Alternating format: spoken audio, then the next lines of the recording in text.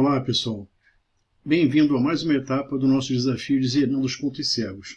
Meu nome é Luiz Alberto, atuo como Business Designer na InfoAdvisor Associates e vou estar aqui conversando com vocês sobre neurociência cognitiva com foco em redes neurais. E aí, pessoal?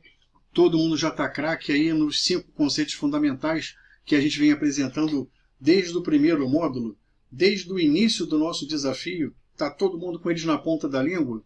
É muito importante que isso aconteça, né, para que vocês tenham uma boa experiência ao longo de todo esse processo de erradicação dos pontos cegos. Então, pessoal, nas publicações anteriores eu dei vários exemplos sobre dinâmica de valor. A ideia era fazer com que vocês percebessem essa metodologia como uma vantagem competitiva, como uma ferramenta de inteligência estratégica que não está disponível para todo mundo e que pode ajudar muito vocês aí a obter excelentes resultados no negócio. Mas o que eu queria mesmo deixar claro é que tudo passa pela dinâmica de valor. A gente está no desafio, pessoal, de zerar os pontos cegos. E a gente está vendo desde lá do modelo de negócio, a dinâmica de valor, a nascente da dinâmica de valor, são os elementos do plano de negócio, naquela parte toda que trata do ambiente externo. Então, se vocês entenderem mais ou menos a dinâmica dessa transformação, vocês vão ser muito felizes. Agora, o importante é que isso não se aplica não só ao negócio de vocês, se aplica a qualquer coisa que vocês façam lá. Vai criar um produto novo, vai criar uma unidade organizacional nova, vai entrar num novo segmento, adquiriu uma nova empresa, enfim. Vários eventos demandam a necessidade de vocês estabelecerem uma dinâmica de valor para vocês entenderem qual é o valor que está inserido ali naquele contexto. De outra forma, a coisa fica muito abstrata e tomar decisão com base numa situação abstrata é um negócio extremamente perigoso. Então, pessoal, se vocês puderem, ainda revejam antes da gente começar esse módulo, embora o meu papel aqui vai ser o seguinte: eu vou fazer uma recordação geral sobre dinâmica de valor. Mas isso não quer dizer que vai ser uma coisa muito grande, não, é uma coisa bastante simples, mas vou resgatar os principais conceitos para que quem está chegando agora possa entender direitinho e não sentir nenhuma dificuldade na compreensão da mensagem que a gente quer mandar. Ok, então, vamos lá. Lembram? Tudo começa com a personalização. O que é isso?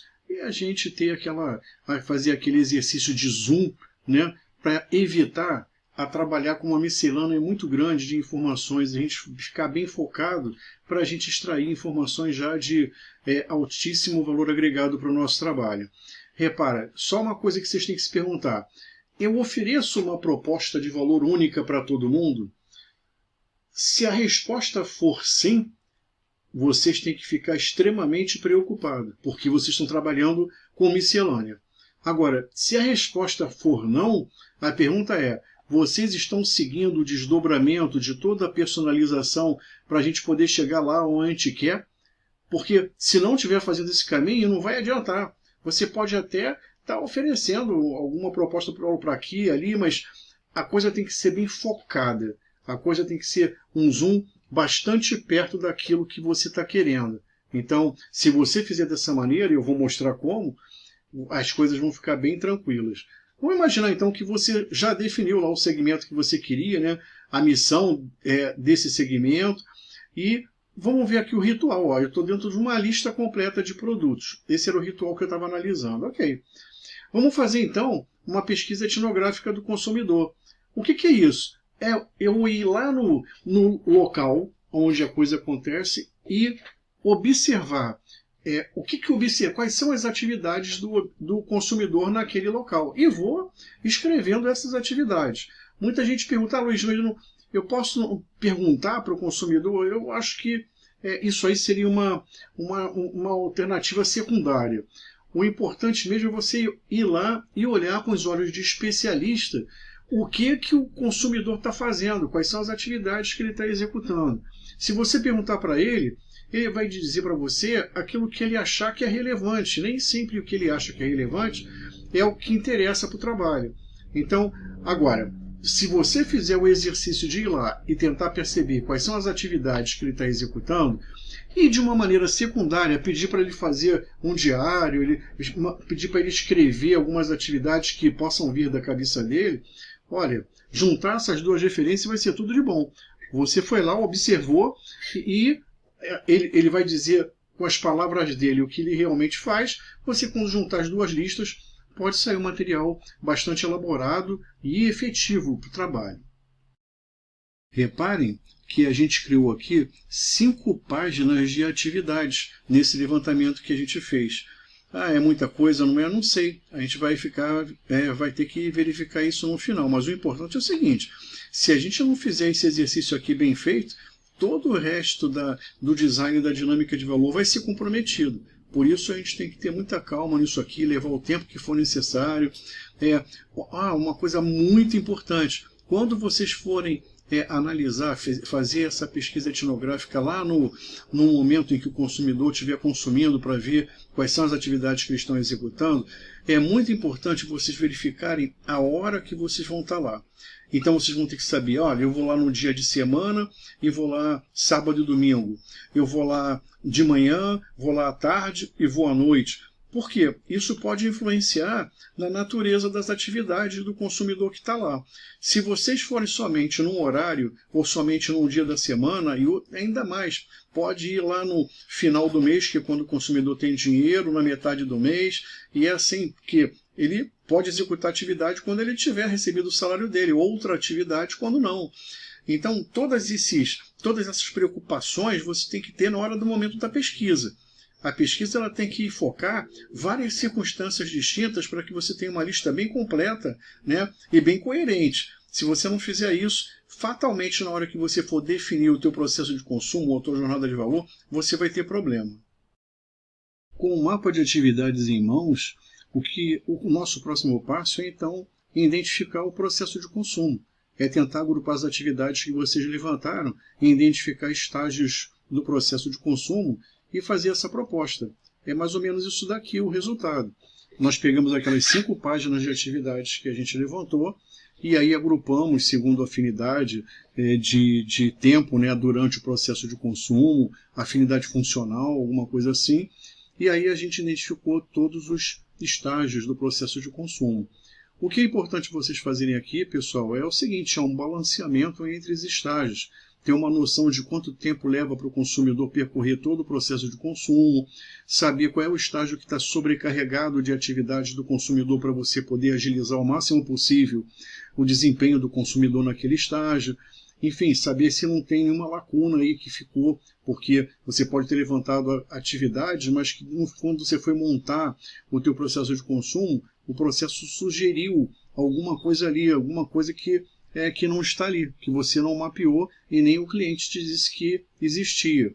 Então aqui também é a hora de você analisar possíveis anomalias entre os estágios que você identificou, até você chegar numa proposta bastante amadurecida e coerente com um desafio do consumidor em consumir na sua empresa.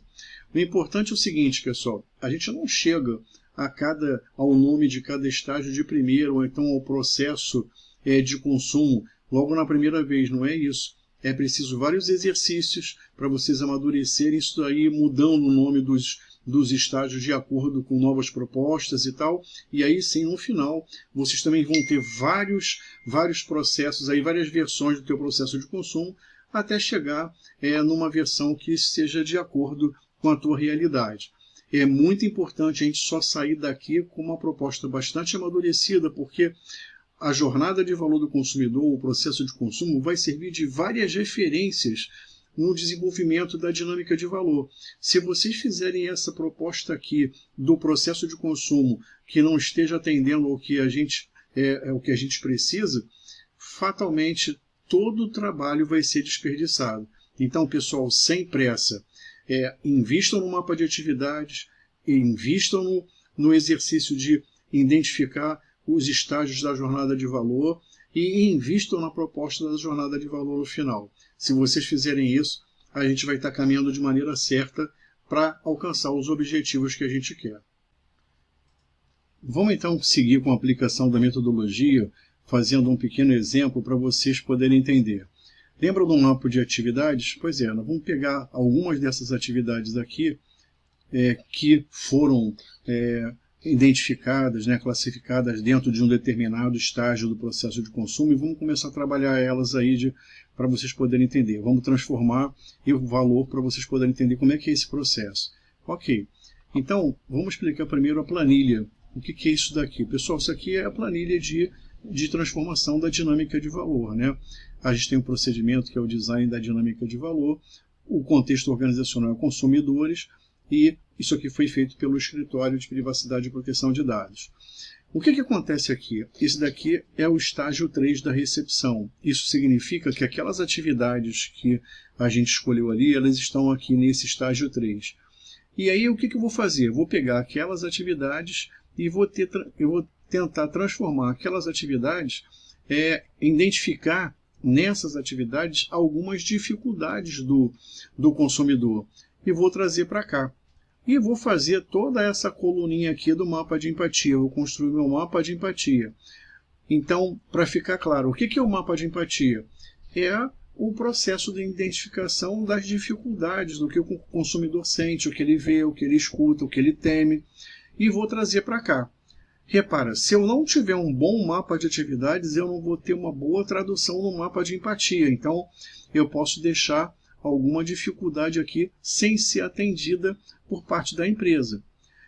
Então, depois que eu acabar esse mapa de empatia, o que eu vou fazer? Vou traduzir esse mapa de empatia no mapa de requisitos. O que é isso?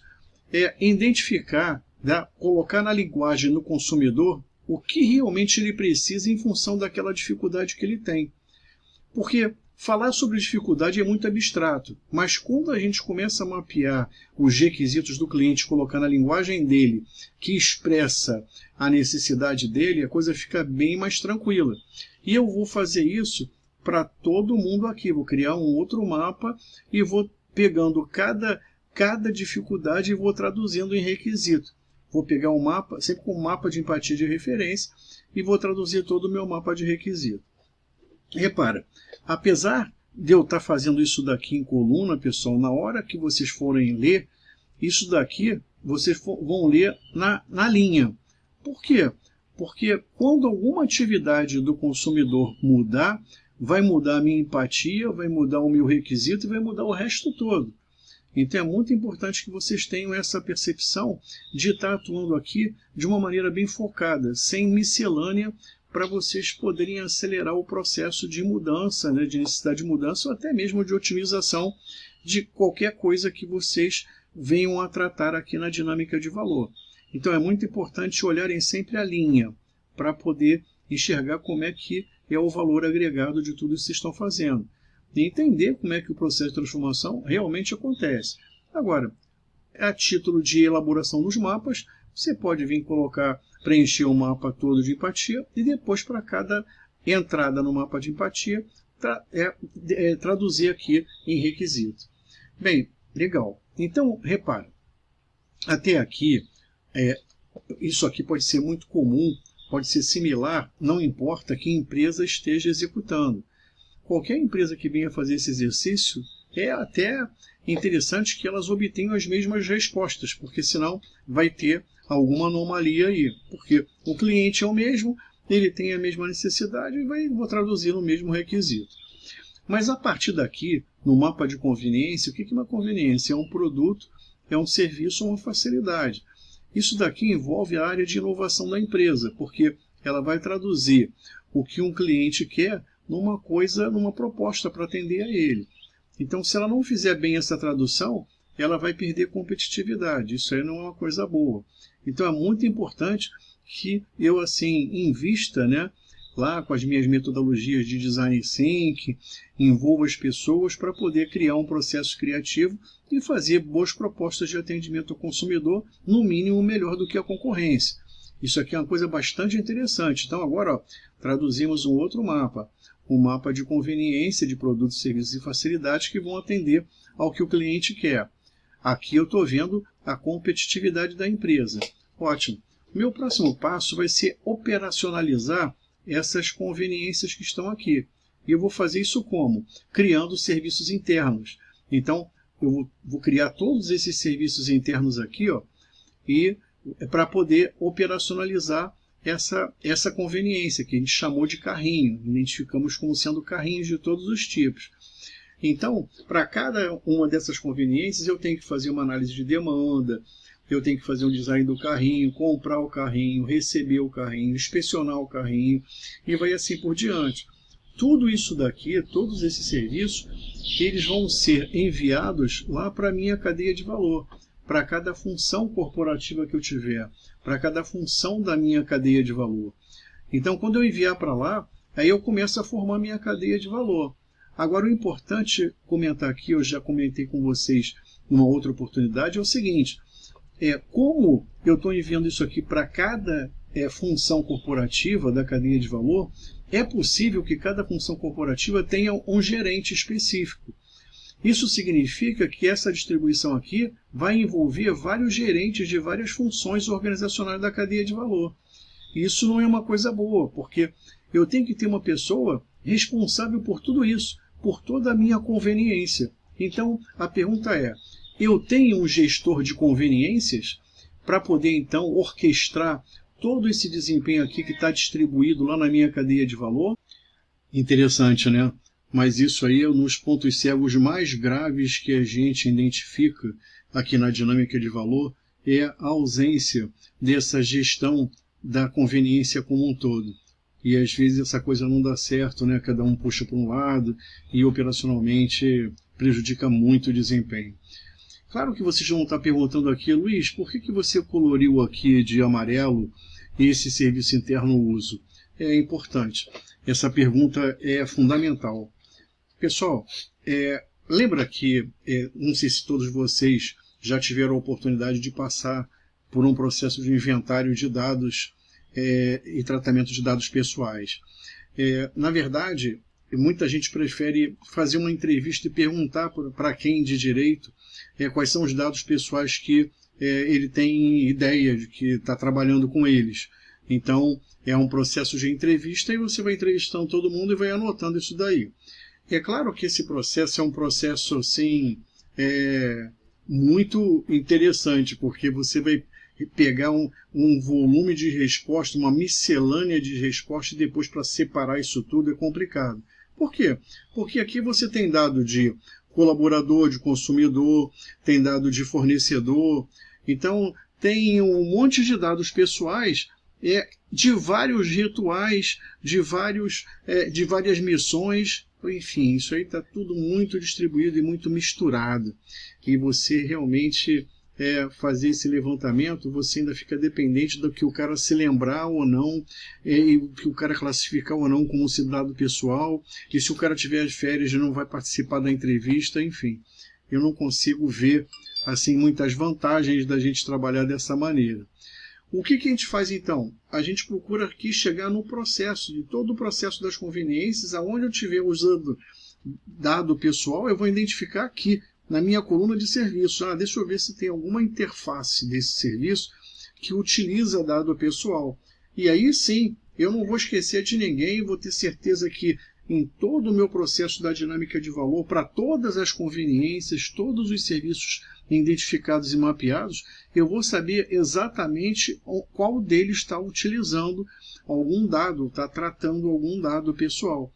E dessa maneira eu não vou ficar refém da entrevista dos colaboradores ou de outras partes interessadas. Isso aqui é muito importante para quem está à frente desse processo. Mas outra pergunta que vocês vão querer me fazer é o seguinte, Luiz, olha, essa etapa é de redes neurais. Isso tudo que a gente está vendo, eu ainda não consegui conectar aonde você quer chegar, não consegui perceber isso. Bem, realmente, para a gente poder começar a entender, falar sobre redes neurais, a gente tem que ter toda essa estrada pavimentada, porque lembra, o desafio é de ponto cego zero. Você tem que saber aonde tudo se origina. E eu tenho um interesse especial aqui na origem de quê? Dos meus processos, dos meus serviços internos. Isso daqui é que dá origem à minha rede neural. Então, para poder chegar até aqui, lembra, ó, eu vim daqui, vim de uma conveniência que veio de um requisito, que veio de uma dificuldade que foi identificada a partir de uma necessidade num ritual e vai por aí. Então, eu tenho todo o caminho para poder entender qual é a origem da minha rede neural. Então, tudo isso era para poder chegar aqui. Incrível, né? E uma última coluna é o seguinte, pessoal, depois que a gente executar esses serviços aqui, dependendo de como ele é executado, de que condições, circunstâncias e por quem, a gente vai chegar no mapa de experiências, que é o que eu quero que o cliente receba. Tudo isso daqui é planejamento, né? Então tem que dizer aqui, olha, eu quero que o cliente tenha essa experiência no final. E o serviço interno é o grande protagonista, porque ele vai ser executado justamente para produzir aquela experiência. O maior produto de um serviço interno é a experiência que ele causa de atendimento em relação à parte interessada. Então, se ele porventura for mal executado, eu não vou conseguir aqui o meu propósito do negócio, que é oferecer uma boa experiência de consumo para o meu cliente para poder aí estar desenvolvendo a minha franquia de relacionamentos. Então, pessoal, muito interessante, né? Então, repara, tudo isso que a gente fez foi para poder chegar aqui na cadeia de valor e identificar os serviços que vão para lá e que a gente vai ver como é que acontece, então, essa dinâmica na minha cadeia de valor de criação, de geração das minhas redes neurais corporativas. Bem, Luiz, eu não estou conseguindo imaginar como é que vai ficar esse mundo de serviços internos aqui quando você fizer isso para todos os estágios da jornada de valor ou do processo de consumo e poder identificar dezenas e centenas de conveniências que vão dar origem também a dezenas e centenas de serviços internos. Como é que a gente vai arrumar isso tudo? Na minha cabeça aqui está uma miscelânea danada e eu não sei como é que eu vou chegar a essa solução. Bem, pessoal, é bastante simples, né? Porque a gente está dizendo que cada um desses serviços internos vai pertencer a uma função organizacional, uma função corporativa. Então vamos começar a arrumar isso daí. Vamos imaginar, e aqui estão os serviços internos chegando, né, fresquinhos lá da identificação, da operacionalização da conveniência, mandei para cá. Eles vão ser alocados a alguma função organizacional dessa cadeia de valor. Agora vamos conhecer as funções organizacionais e como elas são agrupadas em camadas. E vamos ver quais são os nomes que a gente deu a cada camada. O primeiro deles é o seguinte, é processo de negócio. Então aqui estão as funções organizacionais que fazem parte do processo de negócio. Por que é o processo de negócio? É onde eu faço dinheiro, é onde eu estou vendendo ali e estou gerando receita. Por isso que o nome dele é processo de negócio. E eu vou ter vários serviços internos alocados aqui a essas funções. A segunda camada é a camada de fornecedores internos, que estão diretamente, assim, muito próximas à camada de processo de negócio, também fazendo dinheiro, que são essas camadas aqui que a gente está colocando com essas funções. A terceira camada é o suporte estratégico, já é uma camada mais tática, né, de suporte ao que eu estou fazendo aqui. E a última camada é a camada de governança, que é a camada de orquestração do meu negócio. Então, pessoal, eu vim alocando todos esses serviços que vieram lá da operacionalização da proposta de valor, né, das minhas conveniências, produtos, serviços ou facilidades, e vou alocando aqui. Está tudo aqui alocado. Então aqui você vai poder fazer a mesma análise que a gente viu lá nos estágios da jornada de valor. Vamos ver quem está abarrotado de serviço.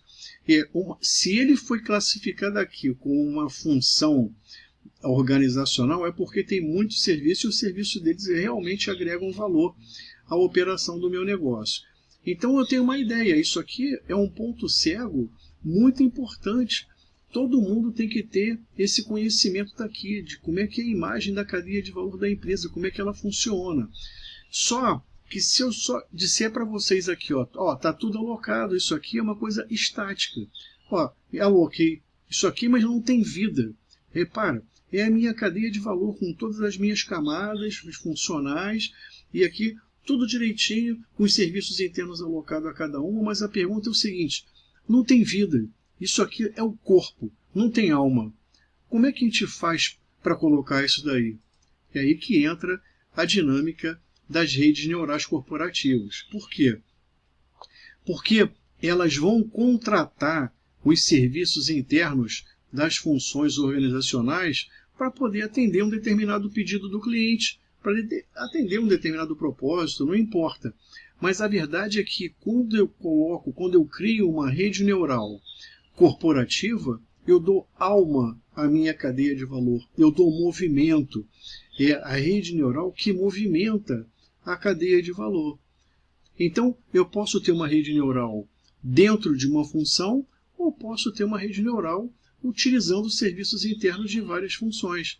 E aí eu começo a montar a minha malha de redes neurais corporativas. Eu começo a montar, a entender a alma do meu negócio. Essa referência eu preciso ter, pessoal. Se eu não tiver essa referência, a coisa fica muito complicada. Isso aí é um tremendo ponto cego que a gente tem que resolver.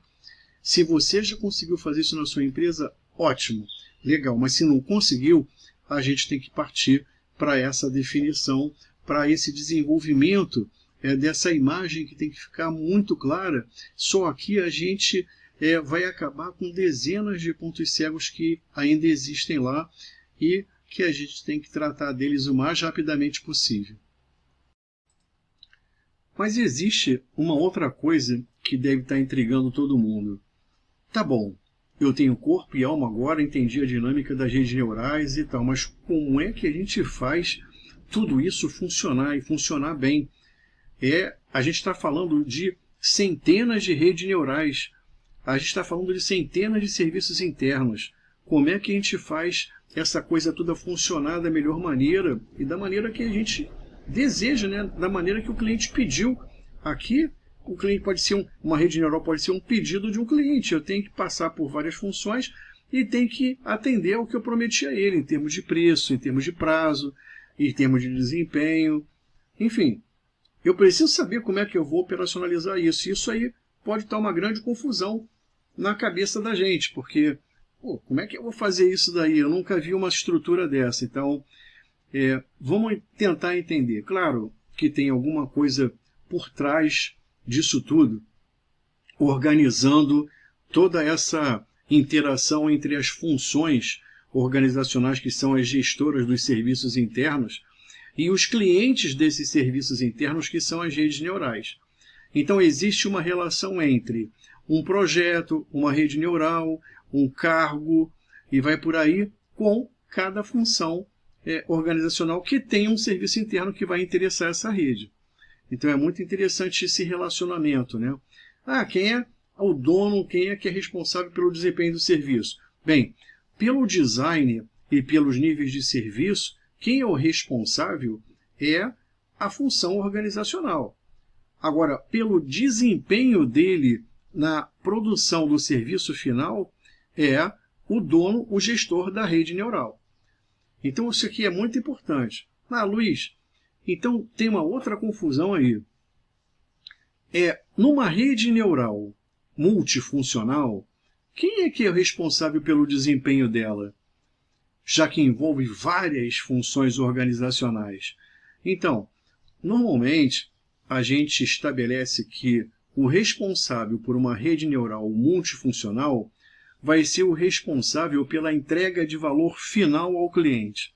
Ou seja, se ele sabe qual é o que ele tem que entregar ao cliente final, ele vai estar dando o ritmo da rede para que essa entrega possa acontecer nos níveis de serviços que foram contratados.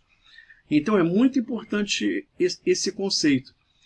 O gestor da rede neural multifuncional normalmente é o responsável pela entrega do valor final ao cliente. Então, essa aí é uma referência fundamental, porque a gente tem 3 níveis de gerência aqui. Um é a gerência da função organizacional, que vai tratar do design do serviço e das condições para que ele seja prestado segundo os níveis de serviços contratados. O segundo é o gestor da rede neural, que é a rede neural que vai contratar esses serviços aqui de todo mundo. E o terceiro é o gestor geral da rede neural, que é o último que entrega valor ao cliente. Isso aí, às vezes, o próprio gestor da rede neural pode ser o que entrega o valor final. Mas isso aí a gente tem que ver. Cada empresa pode ter aí a sua maneira de lidar com isso. Ok. Então agora vamos falar o seguinte. Bem, tudo isso colocado, vamos saber como é que isso tudo vai funcionar. Vai funcionar da seguinte maneira. A gente tem que entender que por trás daquele movimento todo, o motor que realmente movimenta a alma da cadeia de valor é um mercado interno. E como é que esse mercado interno é constituído? Ele é constituído por 4 elementos. O primeiro deles são os players, ou seja, são as unidades organizacionais que revezam os papéis de provedores, clientes e fornecedores de serviços internos. Isso quer dizer que uma unidade organizacional, numa rede neural, ela pode ser cliente, outra rede neural ela pode ser provedora e em outra rede neural ela pode ser fornecedora. Então ela vai estar revezando esses papéis. Mas, como unidade, quem vende serviço dentro da cadeia de valor é a unidade organizacional. É a menor unidade aqui de prestação de serviço. É unidade organizacional. Depois eu tenho aqui os meus serviços internos, que é o que eu aloco a cada função, que por sua vez vai estar alocada à unidade organizacional pertinente. Então, a menor unidade de comercialização vai ser o serviço interno. Ou seja, eu tenho um portfólio de serviços, cada unidade organizacional tem um portfólio de serviços e vai estar vendendo esses serviços para um projeto, vai estar vendendo esses serviços para um macroprocesso qualquer, para um cargo, para uma conveniência, não importa. Para alguma rede neural, ele vai estar vendendo esse serviço daí. O terceiro são os acordos de nível de serviço. Pessoal, o que é um acordo de nível de serviço? É um acordo que é celebrado no nível de cada serviço interno para poder definir o que você vai oferecer. Pode ser uma demanda, um preço, um custo. Então, alguma coisa você vai combinar entre dois serviços internos. Um está demandando tanto, o outro então vai custar tanto e vai por aí. Então, o que une dois serviços internos são os acordos de nível de serviço. O acordo de nível de serviço, pessoal, ele funciona como se fosse uma sinapse. Assim como a sinapse une 2 neurônios, o acordo de nível de serviço une 2 serviços internos. Isso é uma referência que vocês têm que guardar e é muito importante que vocês não esqueçam. O quarto elemento, pessoal, são as próprias transações. Ora, é tudo que é comprado e vendido aqui dentro desse mercado. Então agora eu gostaria que vocês abstraíssem a ideia que foi colocada lá atrás. Ou seja, pegar aquela grande cadeia de valor com corpo e alma e tentar entender como é que esse motor pode tratar daquilo tudo. E é muito tranquilo. Pessoal, uma rede neural é formada por vários serviços. Esses serviços são ligados por acordos de nível de serviço. Tenho vendedores, compradores aqui, prestadores de serviço, que são minhas próprias unidades. E o que elas fazem são transações de compra e venda. Então está aí. Isso daqui é o algoritmo que soluciona toda aquela parafernália que a gente viu aqui atrás. Aquela parafernália de recursos. Então, eu vou estar sempre olhando aqui as minhas unidades organizacionais, alocando recursos para que elas possam prestar serviços, né, para clientes, serviços para a minha cadeia como um todo, para a minha rede neural, um projeto, etc. Mas eu estou sempre olhando os meus serviços. Por quê? Esses serviços aqui podem mudar regularmente, porque eles são responsáveis pela operacionalização de conveniências. Então, se mudar alguma necessidade lá na frente, em relação à atividade que eu analisei, mudou a empatia, mudou o requisito, mudou a conveniência, mudou o serviço. E vai mudar o portfólio da unidade, ou então da função organizacional, para onde esse serviço aqui foi alocado. O que eu tenho que fazer é só um exercício aqui de configuração. Ou seja, eu tenho uma rede que precisa produzir um produto, serviço ou uma facilidade no prazo tal, com preço tal. Bacana. Então eu vou escolher quem é responsável por fazer isso, vou estabelecer acordos de nível de serviço, vou fazer acordos de transações internas, né, de compra e venda, e eu tenho aqui todas as minhas unidades organizacionais que pertencem a esse mercado. Então, aí vem as questões de organização, né? E que é uma coisa muito interessante com essa ideia de mercado interno. Que é o quê? Primeiro, elas funcionam como redes neurais corporativas, né? Ou funcionais ou multifuncionais. Eu tenho lá isso aqui dando a minha alma, a minha cadeia de valor, né? Meu movimento. Eu tenho uma capacidade operacional, claro. Cada unidade organizacional vai ter uma capacidade, ou seja, ela vai ter vários serviços internos alocados e ela vai precisar de uma capacidade para prestar aqueles serviços internos de acordo com a demanda por aqueles serviços internos. Isso aqui é muito importante. Daqui a pouco a gente vai falar sobre isso. Então, a ideia é essa. A gente tem uma rede de unidades organizacionais, que é a minha estrutura organizacional, montada, configurada para prestar serviço. Então, a capacidade dela vai ser em relação aos serviços internos que ela pode prestar de acordo com uma demanda, né? Uma demanda prevista por aquele serviço. Bem, a capacidade operacional, então, é fundamental para a gente poder equilibrar a empresa. Saber o seguinte, olha, não adianta eu ter um poder de resposta se eu não vou poder absorver esse poder de resposta. É o que a gente vai chamar aí de vazão, né? Qual é a vazão de cada unidade organizacional, para não acontecer gargalo e também não faltar, e nem ociosidade. Então, é muito importante a gente balancear a capacidade das unidades organizacionais. Então, aí eu tenho a produtividade dos recursos, que vai ser o quê? A efetividade com que eu consigo executar os meus serviços internos, prestar os meus serviços internos. Isso é muito importante. O alinhamento estratégico, por quê? Porque os meus pedidos de prestação de serviços vão estar aqui. E, numa determinada hora, eu preciso saber se o meu mercado interno está de acordo com os objetivos estratégicos da empresa. Eu posso estar aqui comercializando coisas para poder produzir produtos e serviços e facilidades que não têm nada a ver com os meus objetivos estratégicos e precisam estar. Eles precisam estar alinhados, sim, com todos os objetivos estratégicos definidos para a empresa. E, finalmente, o orçamento corporativo.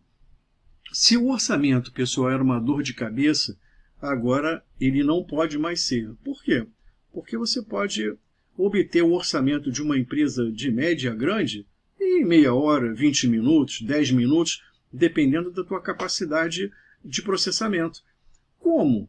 É simples. Por exemplo, o orçamento você vai fazer baseado no custo e na demanda. Então é o seguinte, se eu tenho um custo de um serviço interno, ou seja, se eu sei quanto é que ele custa para ser produzido ou prestado, alguma coisa assim, e eu tenho a demanda por aquele serviço, a demanda vezes o custo dele vai ser o orçamento daquele serviço interno. Tá claro isso aí, pessoal? Demanda, custo do serviço. Para cada serviço eu vou ter o custo e vou ter a demanda. E aí, a demanda vezes o custo é o meu orçamento daquele serviço. O somatório do orçamento de todos os serviços é o orçamento da unidade organizacional. O somatório do orçamento de todos os serviços é igual ao orçamento de toda a unidade organizacional. E o somatório do orçamento de todas as unidades organizacionais é o orçamento da empresa, o orçamento empresarial. Então, pessoal, todo ano o que eu preciso fazer é recalibrar o custo de cada serviço interno e a demanda de cada serviço interno. O resto é apertar o botão que qualquer algoritmo vai resolver esse orçamento em menos de 20 minutos. Isso é uma mão na roda. O orçamento sempre foi muita dor de cabeça para as empresas. Aí você vai me perguntar assim, não, Luiz, espera aí, tem um ponto cego aí. Quem é que está determinando essa demanda dos meus serviços internos? Porque até então, eu sei, tudo bem, é o cliente, é a unidade organizacional cliente daí, né? Mas como é que a gente vai determinar isso daí? Como é que ela vai saber qual é a demanda por cada serviço interno que ela vai querer comprar no mercado? Ora, mais uma vez, a gente não falou aqui de alinhamento estratégico, então a demanda vai surgir dos pedidos, vai servir dos objetivos estratégicos que caírem ali, que forem submetidos para aquela unidade organizacional. Então, a demanda dos serviços internos ela é calculada em função, sim, do meu histórico de pedido de clientes, né, do meu mercado, né, do que eu fiz, né, qual foi o meu potencial de atendimento durante o ano, e vou estar projetando isso aí para o ano que vem, juntamente com todos os objetivos estratégicos. Então, isso é uma coisa muito tranquila da gente fazer. E, finalmente, pessoal, isso aqui é muito importante, né? A gente não dá bola para isso, mas se você não estabelecer aqui os acordos de nível de serviço entre os serviços internos que fazem parte de uma rede neural, a coisa fica muito abstrata, porque ela não fica sem referência. Eu não sei qual é o prazo, não sei qual é o custo, não sei qual é o preço, não sei qual é o desempenho, e a coisa fica muito complicada para a gente poder tocar. Então, não dá para abrir mão a essa sinapse corporativa que a gente chama de acordo de nível de serviço. É muito importante que a gente estabeleça acordos entre os serviços de uma mesma rede neural corporativa. Das transações internas, pessoal, a gente cada ano, né, vai receber aí um conjunto de objetivos estratégicos que vão dar o ritmo da empresa. Eles vão dizer como é que a empresa vai se comportar em termos, desde lá do desdobramento da dinâmica de valor.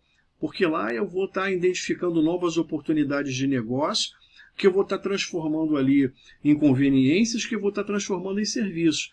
Ali também eu estou percebendo qual vai ser a minha demanda, a minha previsão de demanda para o próximo ano, para poder gerar um bom orçamento, um orçamento preciso, sem gordura, né? Sem exagerar em nada, com medo de que de repente possa faltar dinheiro para algum projeto. Pessoal, o mercado interno é um dos pontos cegos mais críticos que a gente tem nas empresas, porque é uma coisa que pode trazer tanta simplicidade para tantas coisas assim importantes, como o orçamento, o alinhamento estratégico, a gestão da capacidade operacional, enfim, é muito importante que a gente dê uma parada para pensar e olhe para a nossa própria unidade, para a unidade ao lado e veja qual é a relação que a gente tem e entenda que tudo isso é um grande mercado interno de prestação de serviços que vai estar por trás de toda aquela estrutura, corpo e alma da minha cadeia de valor. É muito interessante, né, pessoal? Puxa. Vou dar uma dica para vocês em relação a algumas coisas que podem ter ficado nas entrelinhas, começando aqui pelo orçamento corporativo. A gente viu que o orçamento de uma unidade organizacional poderia ser o somatório dos serviços internos contemplados por ela, sem problema. Mas a gente pode aplicar esse mesmo raciocínio às funções corporativas. Idealmente, numa estrutura organizacional, cada unidade organizacional diz respeito a uma e somente uma função corporativa. Nesse caso, o orçamento da unidade organizacional vai ser igual ao orçamento da função corporativa, porque da mesma maneira é calculado com o somatório dos serviços internos contemplados pela função corporativa, sem problema. Mas quando isso não acontece, a unidade contempla mais de uma função corporativa, então o orçamento da unidade vai ser o somatório dos orçamentos das funções corporativas. Isso é muito importante a gente entender.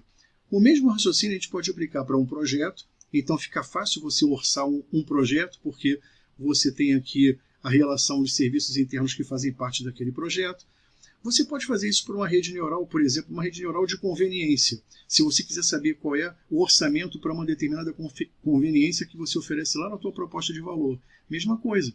Se você sabe que a conveniência é formada por vários serviços internos, o somatório do orçamento dos serviços internos vai ser igual ao orçamento da conveniência.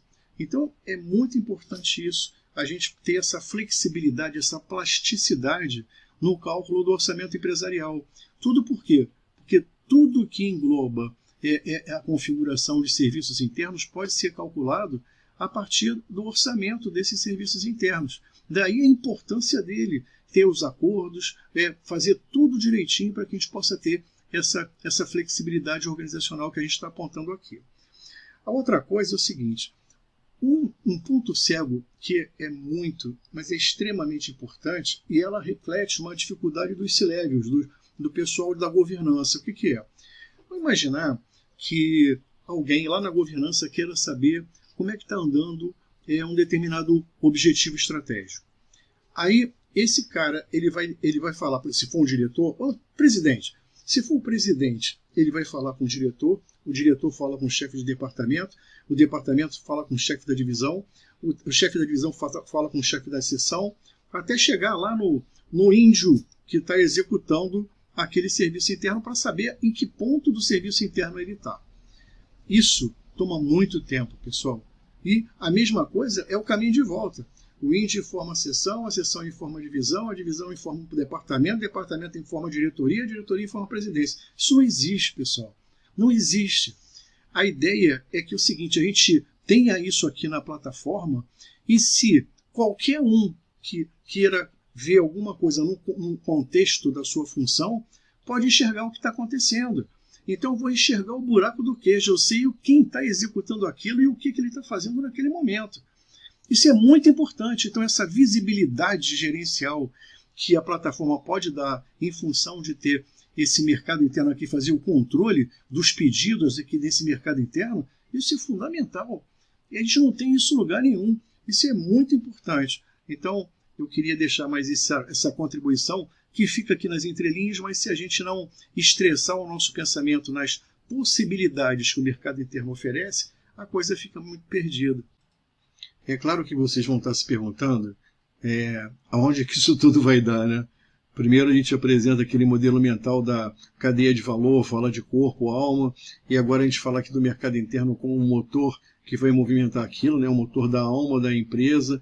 Então a gente está aqui tentando imaginar, fazer uma figura mental de toda essa engrenagem, como é que ela pode funcionar, e no final isso vai dar onde? É isso que a gente quer saber, porque eu não posso estar entendendo que cada uma dessas referências vai apontar para um lado.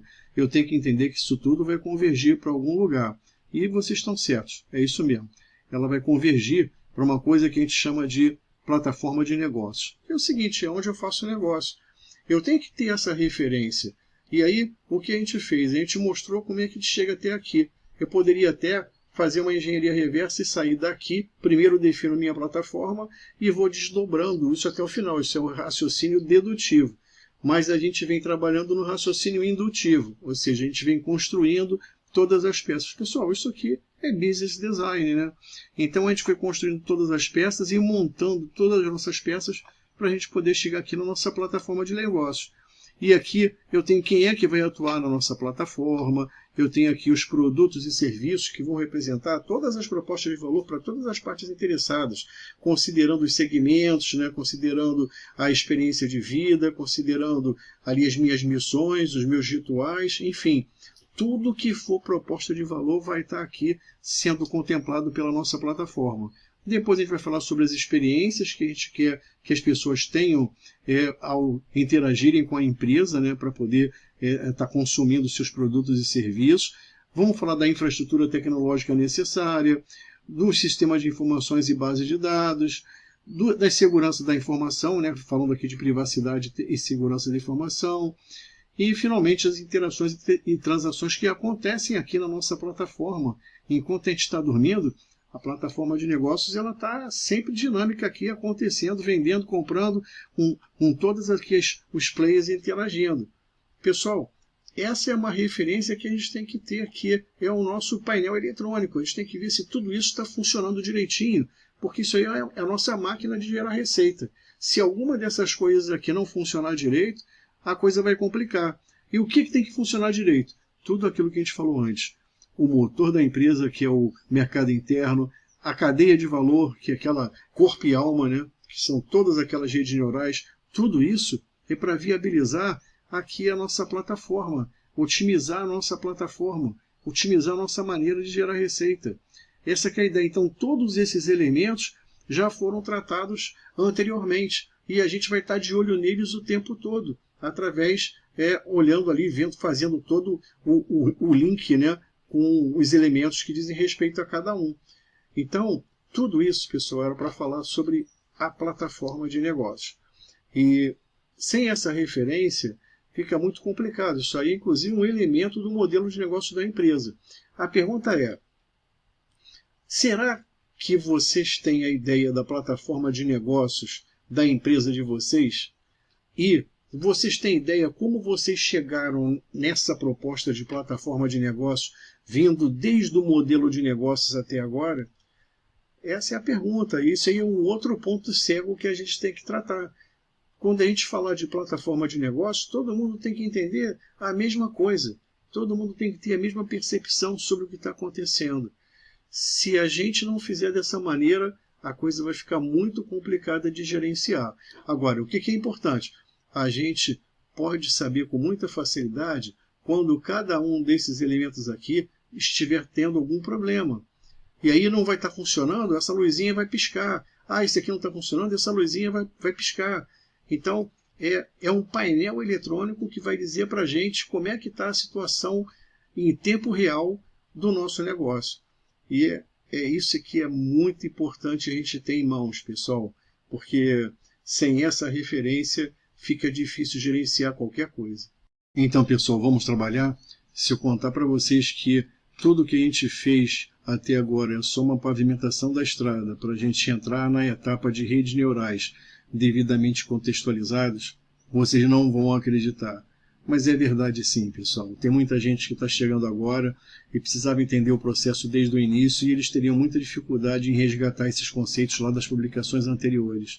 Então a gente colocou tudo aqui no módulo só e a coisa vai ficar bem fácil de desenvolver e de entender. Então vamos trabalhar. Pessoal, falar de redes neurais é uma coisa, até sou suspeito para dizer que é para lá de interessante. Assim, é muito interessante. Quanto mais a gente estuda, mais a gente percebe que não sabe nada e que a gente, no final, a gente está refletindo, fala assim, pô, como é que eu posso ficar sem saber dessas coisas? Como é que eu posso gerenciar uma unidade, uma empresa sem saber dessas coisas? Como é que eu posso viver com um índice de alienação grande em função de não saber o todo dos meus contextos, não dominar os meus contextos? Então, ainda bem que vocês estão num desafio certo, né, pessoal? De zerar os pontos cegos, porque agora vocês estão zerando esses pontos cegos e vão ter o domínio do negócio de vocês em função de vocês estarem sendo apresentados por um monte de lacunas que até então existiam e que vocês provavelmente estão conseguindo preencher.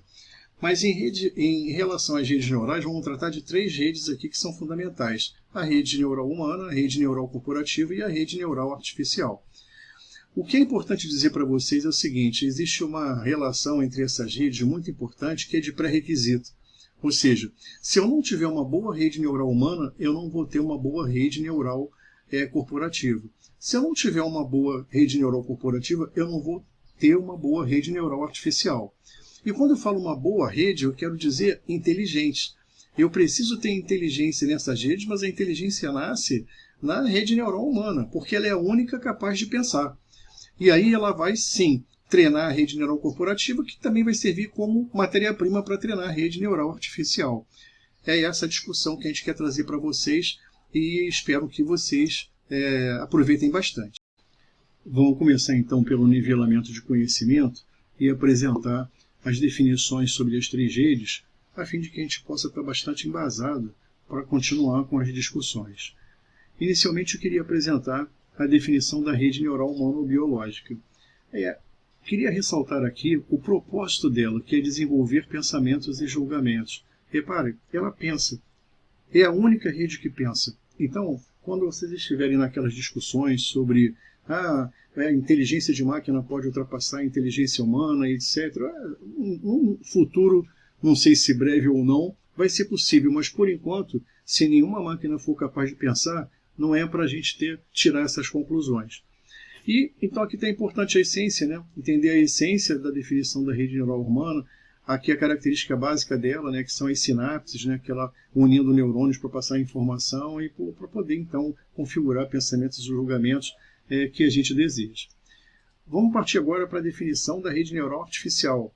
Isso é muito importante. Mais uma vez, vamos focar aqui no propósito dela, que é o de simular pensamentos e julgamentos. Repara, pessoal, a rede neural artificial ela não pensa, ela simula pensamentos. E a qualidade dessa simulação é diretamente proporcional à qualidade das experiências operacionais que você acumulou.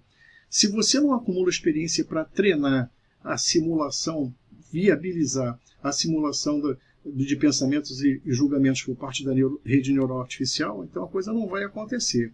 Então, propósito é simular pensamentos e julgamentos. Agora, atentem para isso. Tudo vai depender do volume e qualidade de experiências operacionais que vocês acumularem ao longo do tempo.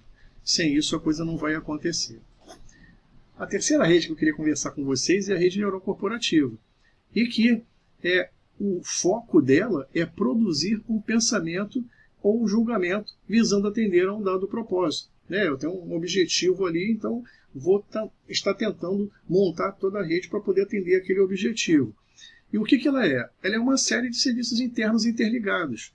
Então, esses serviços internos aqui, pessoal, se equivalem aos neurônios da nossa rede neural humana. Eles se conectam, sim, mas eles se conectam de uma outra maneira que a gente vai estar explicando daqui a pouco. Para quê? Para produzir um determinado pensamento e julgamento. Agora, mais importante, cada vez que eu executar uma rede neural corporativa, é importante registrar essa experiência. Por quê? Porque a rede neural artificial vai estar olhando essa experiência que eu estou registrando para poder pegar isso e, de alguma maneira, simular pensamentos e julgamentos com base nas experiências que a gente já viveu. Quanto mais rico for a base de dados de experiência que todas as partes interessadas poderiam estar registrando, melhor e mais rápido vai ser a minha produção lá da rede neural artificial. Então, é muito importante isso daí. A rede neural corporativa ela é a matéria-prima para a rede neural artificial. Ela é o passaporte para uma inteligência artificial. Se eu não tiver preparado com toda aquela malha de redes neurais corporativas que atendem minha cadeia de valor, juntamente apoiado, suportado pelo mercado interno, eu não vou conseguir ter um ambiente sadio para a produção de redes neurais artificiais. Não adianta. Eu tenho que estar preparado para entrar nessa área da inteligência. Se eu não estiver preparado, a coisa não vai acontecer. Então, aqui eu chamo a atenção para os acordos de nível de serviço vigentes, que são fundamentais, e a conexão entre os serviços internos, são as sinapses corporativas dos serviços internos, e é muito importante, então, essa ideia. Depois vocês vão estar lendo aqui cada uma dessas definições para poder, então, consolidar esse pensamento sobre todas elas e tentar estabelecer relações, o que cada uma tem a ver com a outra, qual é a similaridade da estrutura de cada uma, e aí vai facilitar bastante o desenvolvimento dos nossos trabalhos. Vamos lá entender, então, a dinâmica dessas redes neurais. A gente está apresentando aqui uma figura para vocês entenderem justamente quais são os relacionamentos entre essas redes.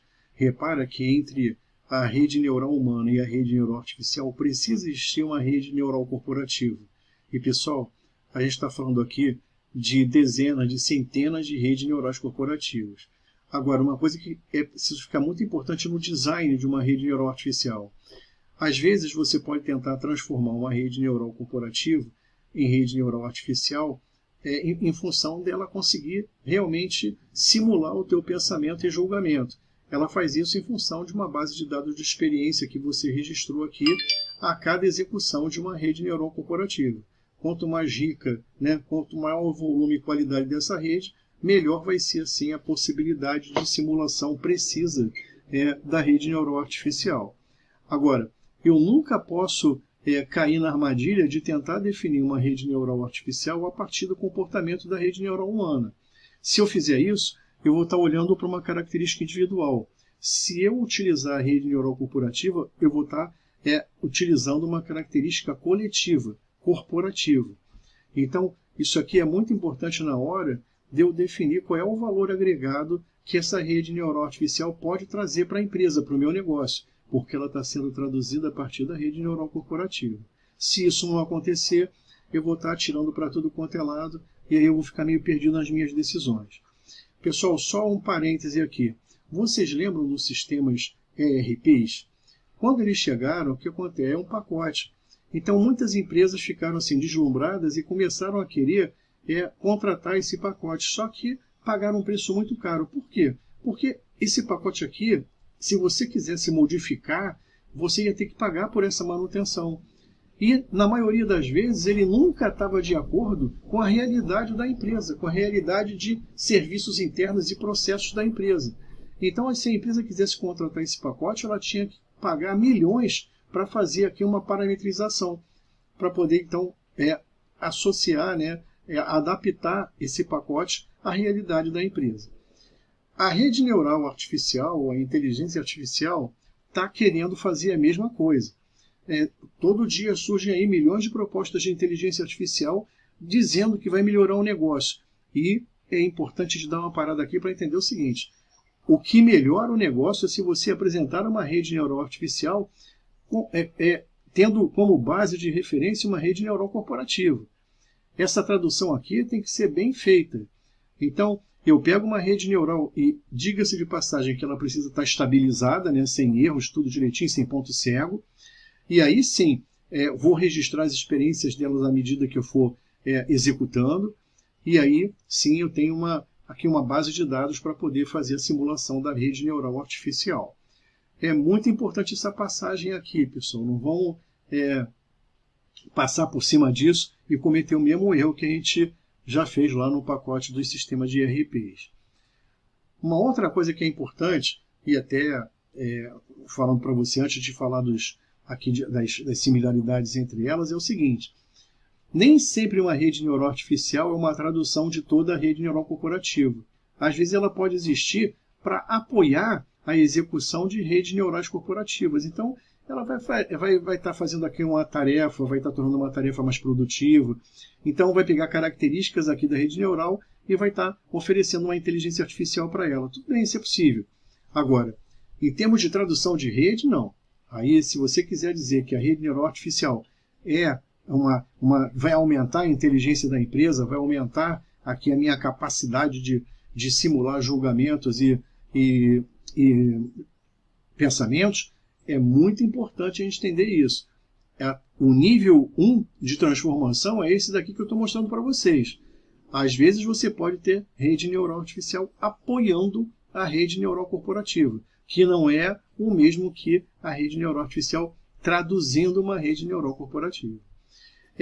O que tem muito de similar entre elas? Todas elas trabalham com agentes de ligação, ou seja, de agregação. Na rede neural humana, a gente tem um neurônio, que através da sinapse ele liga um neurônio no outro para poder configurar então nossos pensamentos e julgamentos. Na rede neural corporativa, esse neurônio é igual ao serviço interno, e a gente utiliza o acordo de nível de serviço como sinapse para ligar os serviços internos. E a gente vai fazer a mesma coisa lá na rede neural com o perceptron. A gente também vai estar unindo vários neurônios lá na minha rede neural artificial através de perceptron, através de vários níveis de serviço. O que é legal deixar bem claro aqui: as redes neurais corporativas elas produzem a matéria-prima para o treinamento das redes neurais artificiais. Então está aqui a base de dados que eu tenho que ter e gravar todas as minhas experiências. Quanto mais experiência eu tiver, mais vai facilitar aqui a minha formatação de redes neurais artificiais, o meu nível de inteligência de redes neurais artificiais. Agora, detalhe: a minha rede neural corporativa é tão inteligente quanto aqui a inteligência dos colaboradores da empresa. Se eu não tirar a inteligência, os insights da minha cabeça e colocar em algum lugar para que a minha rede neural corporativa possa utilizar, não vai adiantar.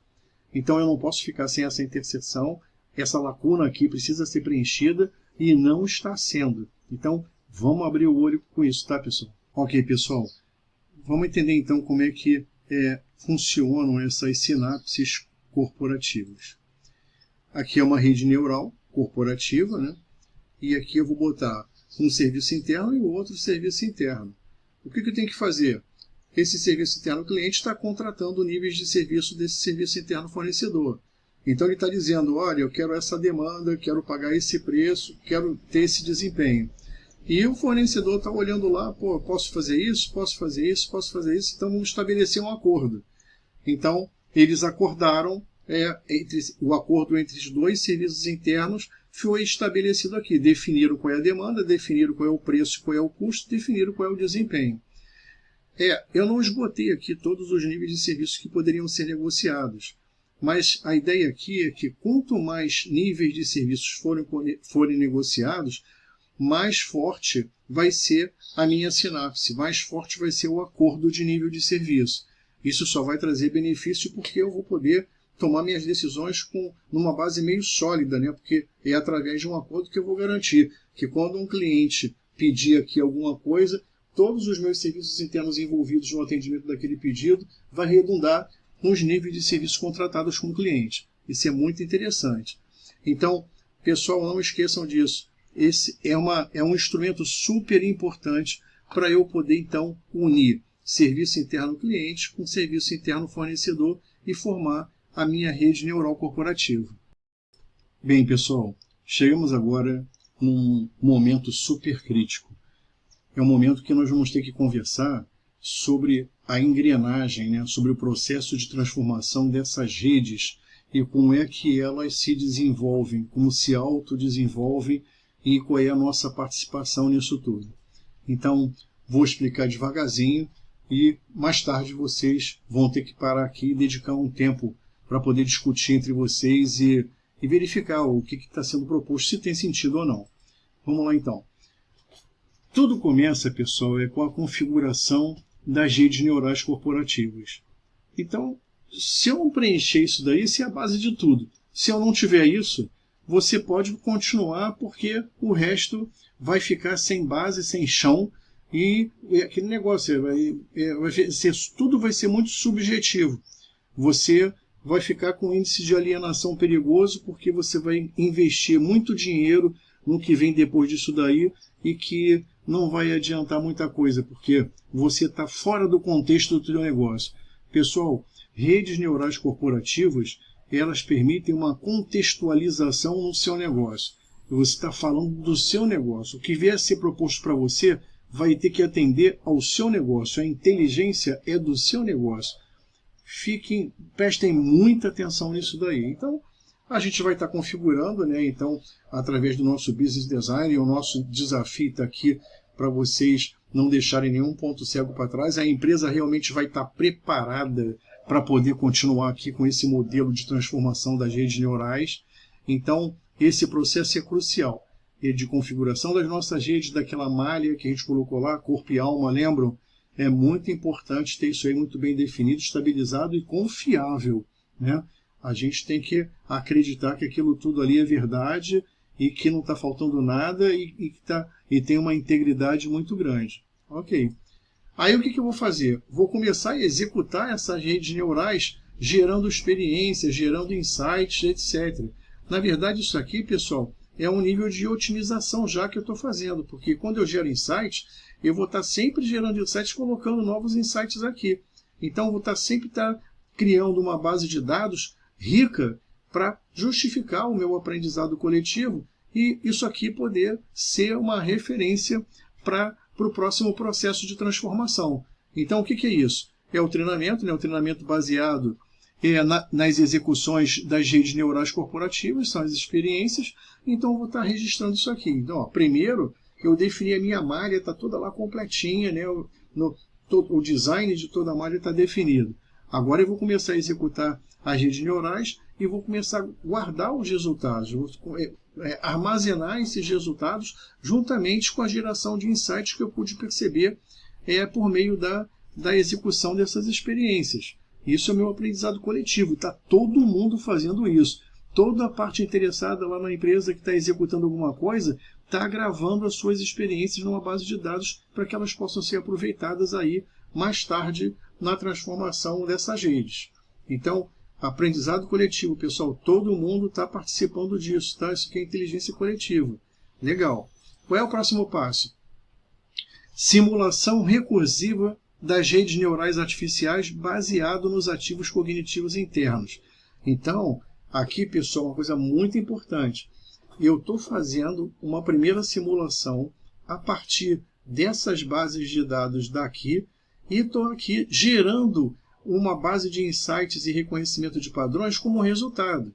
Repara, aqui está a minha simulação, né? Eu reconheci padrões, identifiquei novos insights. Então significa o seguinte, eu agreguei valor à minha base de dados que eu tinha aqui como aprendizado. Então simulei e gravei essa simulação aqui. Repara que essa simulação, como eu estou falando aqui, recursiva, ela vai também ser registrada na base de dados, e a próxima simulação interna que eu fizer, eu vou considerar inclusive as simulações internas anteriores. Então a rede já começa a aprender com ela mesma. Ela aprendeu aqui com a rede neural humana, com a rede neural corporativa, desculpa, que gravou essas experiências, esses insights. Ela fez uma simulação interna baseada nisso, e agora gravou, guardou, armazenou essa simulação para quê? Porque na próxima vez, como ela é recursiva, ela também vai utilizando essa simulação anterior como referência. E aí ela começa a aprender, e a velocidade aí não para mais. Então, quanto mais simulações ela fizer, melhor. Então, é um método de aprendizado bastante interessante. E aí depois, a gente vem da especialização. É quando a gente sai da empresa. Ou seja, eu tenho aqui um enriquecimento recursivo das redes neurais artificiais com ativos cognitivos externos. Ou seja, além disso daqui que eu estou guardando na minha base de dados de aprendizado, eu estou indo lá fora, utilizando a minha inteligência de código aberto, né?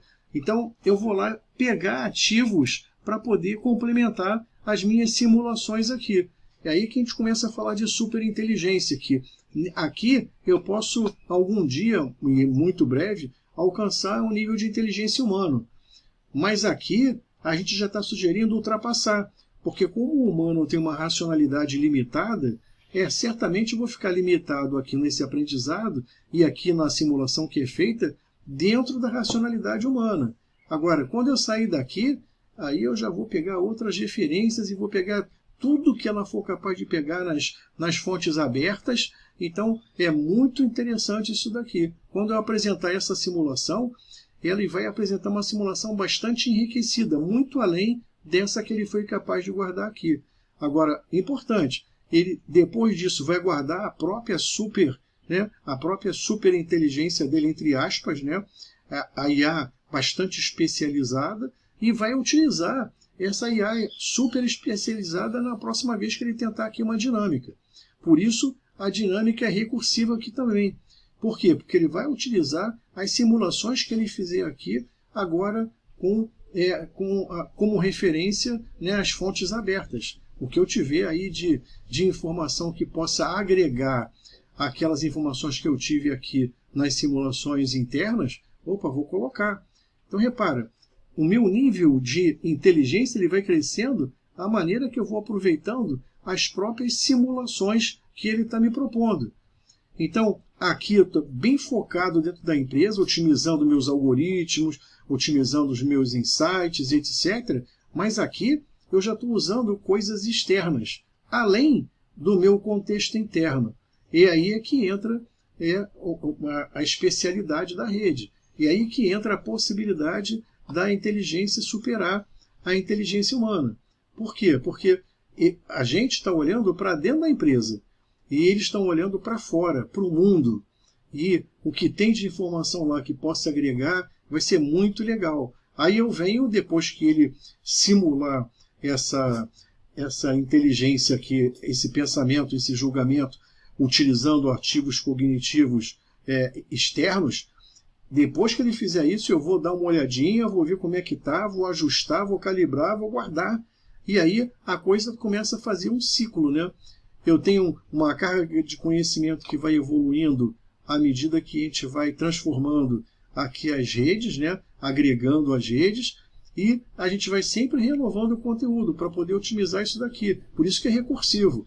Eu carrego conhecimento, renovo conteúdo, carrego conhecimento, renovo conteúdo. Então aqui dentro mesmo a gente estabeleceu um ciclo de aprendizado contínuo, além daquilo que a gente tem na empresa.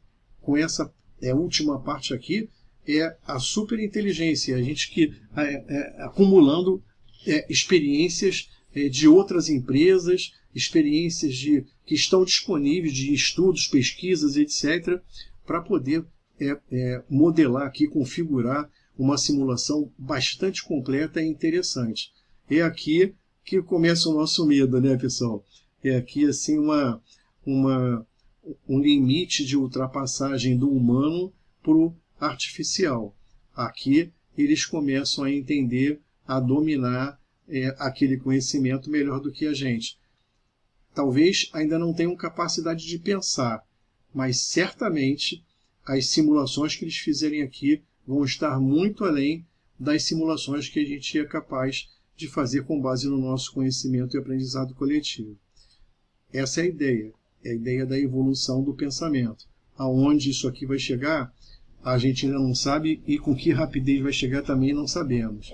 Mas o modelo, a gente tem que aprender a ver como é que ele funciona. Primeiro de tudo, acabando com os pontos cegos, definindo as nossas redes neurais corporativas. Depois aprendendo com elas, depois ainda simulando dentro da empresa, depois simulando fora da empresa. E vamos ficar nesse ciclo de aprendizado até um dia em que a máquina realmente possa vir a aprender a pensar, e aí eu não sei dizer como as coisas vão acontecer. Legal, hein, pessoal? Então, vamos dar uma olhada para ver como é que essas coisas aqui estão guardadas lá no nosso ambiente organizacional. Como é que isso tudo acontece? Assim, dessa maneira. Eu tenho um córtex corporativo e as minhas redes vão estar aqui no meu córtex corporativo. Então, ó, todas elas vão estar aí. Eu tenho zilhões de redes, dezenas e centenas de redes aqui, e eles estão sujeitos à influência do meu ambiente externo. Até do ambiente interno também. Uma delas é o meu poder de otimização, ou seja, eu vou estar olhando essas redes neurais, vou poder estar modificando, alterando, otimizando os algoritmos e também acrescentando novos conteúdos para que elas possam alcançar um nível de qualidade e aceleração que a gente está querendo, né, dos nossos pensamentos e julgamentos. Mas eu tenho outros eventos que vão acontecer que vão fazer que a gente dê uma sacudida aí nesse meu córtex. Vão acontecer transformações organizacionais. Lembra das publicações anteriores que a gente falou de pelo menos 6 transformações? Dê uma olhadinha na dinâmica de valor, avanço tecnológico, eventos naturais, know-how, os ataques cibernéticos, mudança de governança, mudança societária, né? Fusão, aquisição, cisão, etc. Então, tudo isso vai estar influenciando de alguma maneira no meu córtex, ou para o bem ou para o mal. Mas a verdade é que ele vai estar em constante transformação, e é preciso que a gente tenha essa referência para entender todos esses agentes de mudança que acontecem simultaneamente, senão a gente não vai ter um poder de gestão, um domínio do nosso negócio necessário para a gente obter o desempenho que as partes interessadas desejam. Então é muito importante a gente entender como é que essa plasticidade corporativa, a nossa capacidade de mudar segundo as influências ambientais, para a gente poder conduzir bem o nosso negócio. Vamos falar um pouquinho sobre reconhecimento de padrões. Pessoal, o reconhecimento de padrões é uma técnica que é aplicada à base de dados das nossas operações, que é gerada aí diariamente. Então, diariamente a gente carrega lá milhões de transações e que algum significado elas têm. E a gente está em busca desse significado. E é justamente isso que o reconhecimento de padrões tem por objetivo, por missão. Ele quer identificar alguns padrões de comportamento das nossas transações, a fim de que a gente possa estabelecer estratégias cirúrgicas com base nessas informações. Mas aí vem a pergunta: o volume das bases de dados que a gente acumula é muito grande. Tem milhões e milhões de registros. E a gente vai dar uma tarefa para um algoritmo de reconhecimento de padrão. Fala assim, olha, vai lá e vê quais são os padrões entre essas transações que você pode identificar. O que você achar que é um padrão, manda para mim. Identifica e a gente vai avaliar. Bacana, essa é a missão deles. Mas, no final, vocês podem se frustrar em relação ao que pode acontecer, porque ele pode te apresentar uma lista de padrões que não tem nada a ver para você, que você não acha relevante, e aí você investiu tempo e dinheiro à toa. O que eu acho que a gente pode começar fazendo é o seguinte: ao invés da gente falar para o algoritmo, olha, vai lá e procura identificar padrões sozinho, a gente pode dizer para ele quais são os padrões que a gente gostaria que ele reconhecesse. Olha, vai lá e reconhece, vê se você identifica, vê se esse padrão aqui está presente. E aí ele vai lá e vai fazer isso. Ele vai lá e tentar identificar aquele padrão que você deu para ele. E não é só identificar em termos qualitativos, mas até em quantitativos também. Porque você deu mais ou menos assim um perfil daquele padrão definido. Ele pode te dizer o que tinha mais intenso, menos intenso, o que tinha mais relevância, o que tinha menos relevância. Mas é que você está no comando. Você está dando o ritmo desse reconhecimento. Você está pedindo para ele reconhecer uma coisa que você quer, que você precisa. E isso é fundamental para a gente não gastar, não investir dinheiro à toa. No final, ele vai te apresentar sim aonde ele reconheceu aquele padrão que você pediu e vai te dar toda a anatomia daquele padrão, vai te dizer exatamente como ele se comporta e qual é a relevância dele no teu negócio. Eu acho que é por aí. E o que a gente vai fazer agora para vocês é o seguinte, é uma provocação.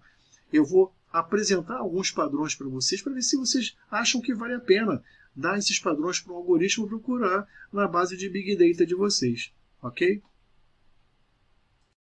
Então, pessoal, a gente ainda continua fiel àquele pensamento de aceleração na produção do nosso pensamento e julgamento.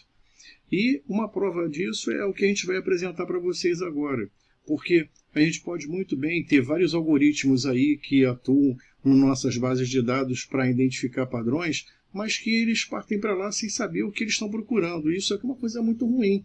O que a gente quer dizer para eles é o seguinte: olha, vocês têm que procurar alguma coisa assim, ó, veste um sapato preto, uma calça marrom, uma camisa amarela e está de chapéu. Isso é que ele vai procurar lá na nossa base de dados. Agora, se eu não disser nada para ele, ele não vai saber como vai configurar esses elementos para dar forma a uma coisa de interesse da gente. Por isso que a gente resolveu, então, partir para o reconhecimento de padrões e a gente dizer qual padrão que a gente gostaria que fosse reconhecido. Então, a gente vai estar falando aqui do ecossistema da privacidade, né? Estou apresentando porque eu colei de lá isso daí. Então, aqui estão a jornada de valor de privacidade, aqui todos os seus contextos, etc. Esse material é sempre feito baseado nessa jornada, né, como referência. Então a gente vai começar a ver que padrões que eu quero reconhecer. Pessoal, eu não vou abordar cada um, porque eu quero passar o máximo de padrão possível aqui desse material, para vocês poderem depois parar o vídeo e dar uma analisada. Bem, no estágio de arcabouço regulatório, que a gente chama de ecossistema de arcabouço regulatório, são as leis e regulamentos, eu quero que o meu algoritmo identifique esses padrões: perfil de não conformidades, maturidade da LGPD, internalização da cultura da privacidade, adesão às políticas de privacidade. Isso os dados têm que dizer para a gente vai procurar lá nos dados. Será que o pessoal está aderindo aqui às políticas de privacidade? Será que existem muitas não conformidades ainda em relação à Lei Geral de Proteção de Dados? Isso tudo a gente vai estar procurando. Então, eu apresentei aqui vários padrões para vocês darem uma olhada. Ó. Produtividade do Data Protection Officer, produtividade do escritório, produtividade do comitê, produtividade dos guardiões de privacidade, e vai por aí, pessoal. Olha, tudo isso aí é um perfil que eu estou dando para ele previamente definido, dizendo o que é, para ele, quando for fazer a busca na nossa base de dados, ele já ir com alguma coisa já formatada, pronta para poder reconhecer. Ele simplesmente lá não vai entrar no escuro sem saber o que ele está procurando. Isso aí não existe, pessoal. Realmente, essa técnica de mostrar um padrão para ele buscar é tudo de bom e vai ser bastante efetivo para os nossos trabalhos.